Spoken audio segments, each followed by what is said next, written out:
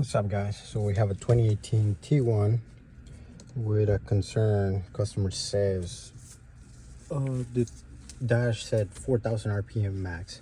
Scan the vehicle, found a fault P0204 cylinder 4 injector circuit. See it right there, 204 cylinder 4 injector circuit. When you get that fault, you need a injector harness, which is actually right here. So P0204, that's for injector number 4, but it could be a P0201 or 0203 depending on the injector. But anytime you see injector circuit, that means you need the injector harness. I hope this helps. Have a good day.